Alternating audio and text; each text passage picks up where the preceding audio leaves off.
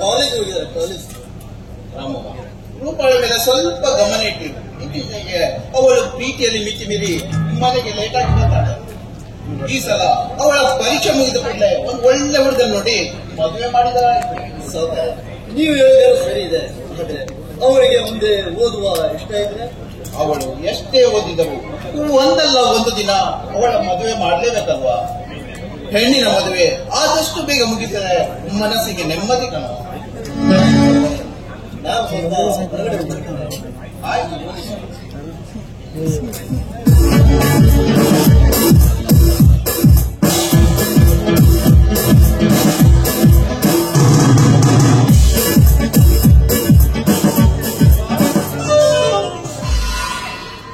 ಎಲ್ಲಿಂದ ಬರ್ತಿದ್ದೇಮ್ಮ? ಕಾಲೇಜ್ ಮುಗಿಸಿದ ಕೆಲಸ ಆಯ್ತು, ಮುಗಿಸ್ಕೊಂಡು ಬರ್ತಾ ಇದ್ದೇನೆ. ಬೇರೆ ಕಾಲೇಜ್ನಲ್ಲಿ ಏನ್ ಕೆಲಸ ಆಗುತ್ತಮ್ಮ? ಅದು ನೀನು ಇವರಲ್ಲಿ ಅಂದ್ರೆ ಈ ಮಾತಿನ ಅರ್ಥಾನಂದದ ಬಗ್ಗೆ ಸಮಯ ಕೊಡುವುದು ಸರಿಯಲ್ಲಮ್ಮ. ತನ್ನ ದುಡ್ಡು ಇದೆ ಅಂತೇಳಿ ಅನಾವಶ್ಯಕವಾಗಿ ಅದಕ್ಕೆ ಒಂದು ಸ್ವಲ್ಪ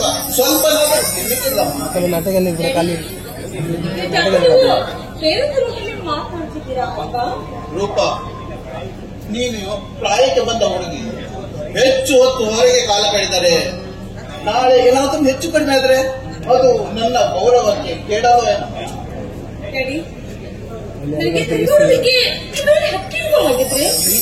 ಖಂಡಿತ ಇದೆ. ಯಾಕಂತ ಹೇಳಿದ್ರು ಆದ್ರೆ ಅದಕ್ಕೊಂದು ಸ್ವಲ್ಪ ಲಿಮಿಟ್ ಆದರೂ ಇರ್ಬೇಕಲ್ವಾ?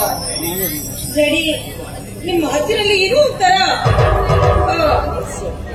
ಬೇರೆ ಇರುವ ವಿಷಯ ಇದೆ ಅಂತ ನಂಗೆ ಅನಿಸ್ತಾ ಇದೆ.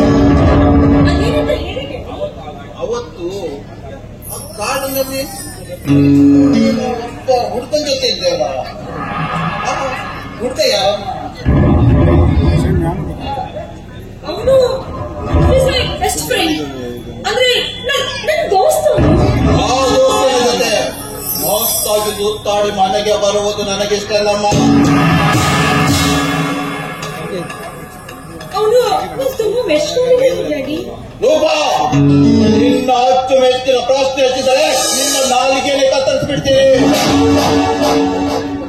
ನೀನು ಯಾರ ಜೊತೆ ಮಾತಾಡ್ತಿದ್ದೆ ಅಂತ ಗೊತ್ತಾ?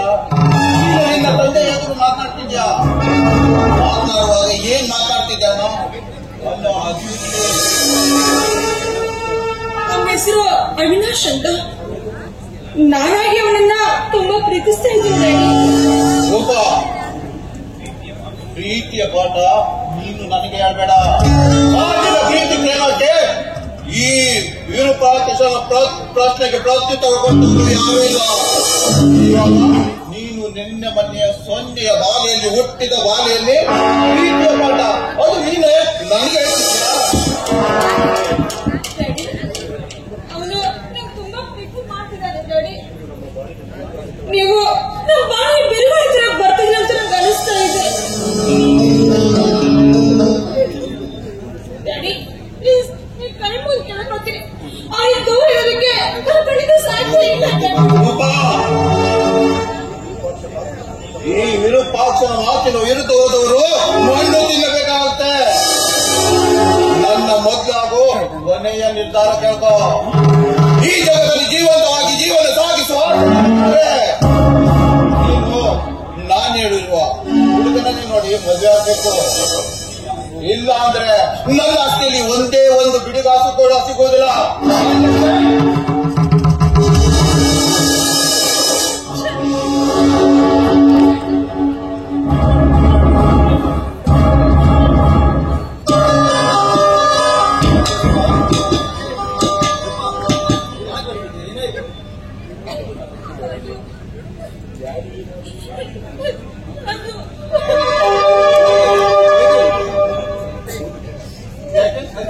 ನೀನೇನ್ ಮಾಡಿದೆ?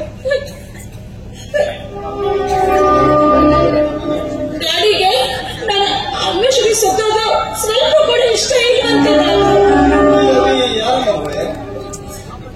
ಅಭಿ ಯಾರು ಅಂದ್ರೆ ಅವನು ತುಂಬಾ ಒಳ್ಳೆ ಹುಡುಗ ಗೊತ್ತಾ. ಅವನು ನನ್ನ ತುಂಬಾ ಪ್ರೀತಿ ಮಾಡ್ತಾ ಇದ್ದಾರೆ. ನನಗೆ ತುಂಬಾ ಇಷ್ಟ. ಸಹಜ ಮಗನೇ, ಎತ್ತ ತಂದೆ ತಾಯಿರು ತಮ್ಮ ಮಕ್ಕಳ ಒಳ್ಳೆಯದಕ್ಕೆ ಹೇಳೋದು. ನಿನಗೆ ಬೆಕ್ಕಿನ ಕತೆ ಗೊತ್ತೇನಮ್ಮ? ಬೇಕು ತನ್ನ ಮರಿಯಲ್ಲ ಅಲ್ಲಲ್ಲಿ ಕಚ್ಚಿ ಅಡಗಿಸುತ್ತೆ. ಈಗ ಯಾಕೆ ಗೊತ್ತೇ? ಅದಕ್ಕೆ ಬೇರೆಯವರ ಬೆಕ್ಕು ತಿನ್ನಬಾರದು ಅಂತ. ಅದು ನಿಜವೇ ಆಗಿದ್ರೆ, ಆದ್ರೆ ನನ್ನ ಆಸೆ ಆಕಾಂಕ್ಷೆಗಳಲ್ಲಿ ನೀವು ಮಣ್ಣಪಾಲಾಗ್ತಾ ಇದ್ದೀರಲ್ಲ, ಅದು ಏನ್ ಮಾಡೋದು? ಹಳದಿ ಕಾಣೋದೆಲ್ಲ ಬಂಗಾರವಾಗುವುದಿಲ್ಲಮ್ಮ. ಅದು ಹಳದಿನೇ ಆಗಿರ್ತದೆ. ನೀವೇನೇ ಹೇಳಿದ್ದು ನಮ್ಮ ಪ್ರೀತಿ ಪ್ರೇಮ ಮಾತ್ರ ಅಜರಾಮರ. ಆದ್ರೆ ನಮ್ಮ ತಂದೆ ಈ ಪ್ರೀತಿ ಮಾತ್ರ ಒಪ್ತಾನೆ ಇಲ್ಲ. ನಿನ್ನ ಗಾಡಿ ಕಟ್ಟುಬರದಿದ್ದಾನಂತ ನೀನು ತಿಳಿದುಕೊಂಡಿರ್ಬೋದು. ಆದ್ರೆ ಅವನು ಅಂತವನಲ್ಲಮ್ಮ. ಅವನು ಅತಿ ಮಧುರ ಸ್ವಭಾವದ ಮನುಷ್ಯ. ನಿನಗೆ ಜನ್ಮ ನೀಡಿದಾಗಲೇ ನಿನ್ನ ಹೆತ್ತ ತಾಯಿ ನಿನ್ನನ್ನು ಬಿಟ್ಟು ಹೊರಟು ಹೋದಳು. ಆದ್ರೆ ಬೇರೆ ಯಾರಾದರೂ ತಂದೆ ಆಗಿದ್ರೆ ನಿನ್ನನ್ನ ತಾಯಿ ಇಲ್ಲದ ತಪ್ಪು ಎಂದು ತಿಳಿದು ಚಿತ್ತ ಹಿಂಸೆ ಪಡೆದಿದ್ರು ಮಗಳೇ. ಆದ್ರೆ ಅವರು ಹಾಗೆ ಮಾಡಿಲ್ಲ. ನಿನ್ನನ್ನ ಚೆನ್ನಾಗಿ ಪಾಲಿಸಿ ಪೋಷಿಸಿ ನಿನ್ನೆಲ್ಲ ಆಸೆಯನ್ನ ಈಡೇರಿಸಿದ್ದಾರೆ. ಈ ವಯಸ್ಸಿನಲ್ಲಿ ಅವರಿಗೆ ನೋವು ಕೊಡುವುದು ಒಳ್ಳೆಯದಲ್ಲ ಮಗಳೇ. ನೀನು ಅವರ ಮಾತಿನಂತೆ ನಡೆದುಕೊಳ್ಳುವುದೇ ಒಳ್ಳೆಯದು. ಮದುವೆ ಆಗಿ ಹೋಗ್ತೀರಂತ ಅವ್ರಿಗೆ ವಚನ ಕೊಟ್ಟಿದ್ದೀರಲ್ಲ, ಏನ್ ಮಾಡ್ಲಿ? ಆಯ್ತು ಮಗಳೇ, ನೋಡೋಣ. ನಿನ್ನ ಡ್ಯಾಡಿಗೆ ಹೇಳುವ ಪ್ರಯತ್ನ ಮಾಡಿದೆ. ಆದ್ರೆ ಅವರು ಬೇರೆ ಯಾರಿಗಾದ್ರೂ ವಚನ ನೀಡಿದರೆ ನಾನೇನು ಮಾಡಲು ಸಾಧ್ಯವಿಲ್ಲ ಮಗಳೇ. ಚಿಂತಿಸಬೇಡ, ಒಳಗೆ ಹೋಗಿ ಊಟ ಮಾಡುವಂತೆ.